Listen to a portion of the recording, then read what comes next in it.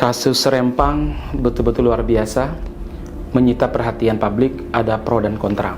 Di mana mereka terancam digusur padahal mereka telah menghuni pulau tersebut jauh sebelum Indonesia lahir, jauh sebelum Indonesia merdeka. Mereka juga terlibat dalam memperjuangkan kemerdekaan Indonesia melawan para penjajah.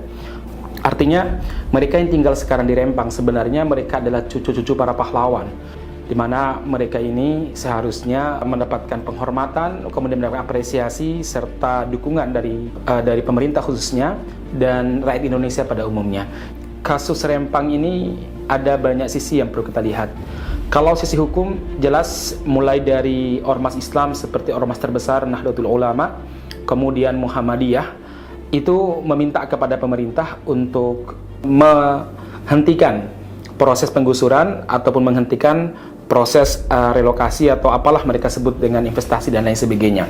Kemudian ada satu hal lagi yang membuat isu ini lagi ramai adalah apa? Dari sudut pandang agama. Orang-orang sudah mengatakan ini sebuah kedoliman.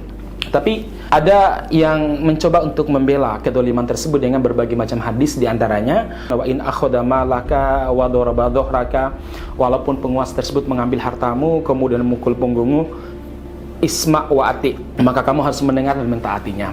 Ada beberapa penafsiran dari kalangan para ulama terkait masalah ini. Yang pertama adalah apa? Penafsiran yang mengatakan bahwa hadis ini berlaku bagi pemerintahan Islam.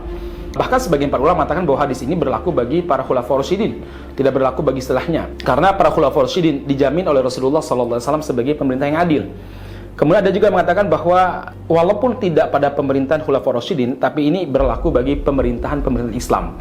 Nah, di sana ada syarat-syaratnya pemerintah yang dimana wajib untuk ditaati walaupun mengambil hartamu kemudian memukul punggungmu. Yang pertama adalah penguasa tersebut adalah penguasa yang berhukum kepada syariat.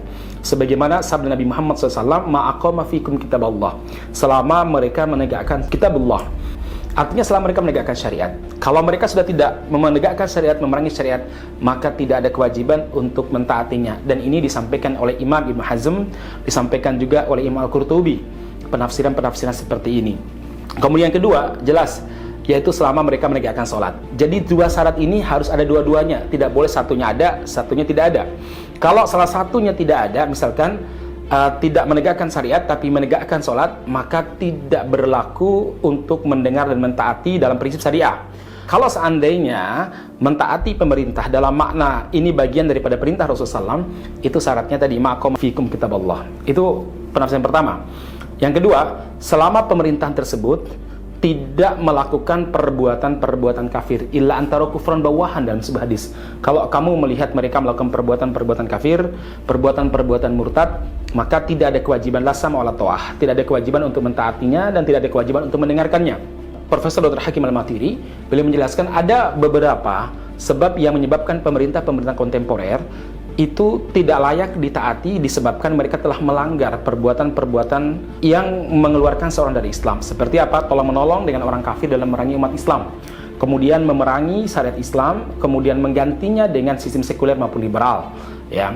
Kemudian mereka juga melegalkan, menghalalkan perbuatan-perbuatan haram seperti kesyirikan atas nama budaya, demikian juga misalkan perzinahan atas nama investasi dan lain sebagainya. Walaupun dia pemerintahan Islam, ini kata para ulama ya, walaupun dia pemerintahan Islam, kalau seandainya ada kedoliman, ya maka umat Islam tidak boleh menyerah pada kedoliman tersebut. Sebab Rasulullah SAW pernah mengatakan la sam'a wa la ta'ah fi ma'siyatil khaliq atau la ta'ata fi ma'siyatil khaliq.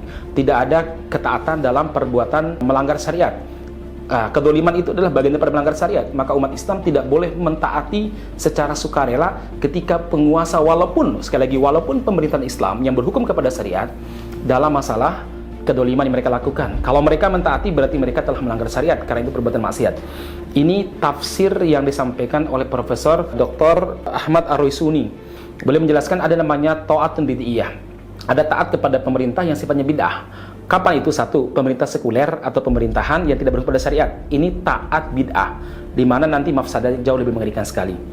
Kemudian yang kedua apa? Taat kepada pemerintahan yang Islam berhukum kepada syariat, tetapi dalam perkara-perkara yang melanggar syariat, termasuk kedoliman.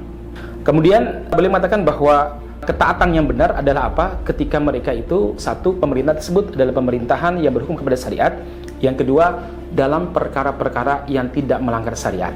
Ya, ini salah satu yang disampaikan oleh para ulama. Jadi sekali lagi jemaah sekalian, kita harus menempatkan dalil sebagaimana seharusnya. Tidak kemudian kita serampangan dalam memahami dalil. Harus dilihat dari semua sudut pandang.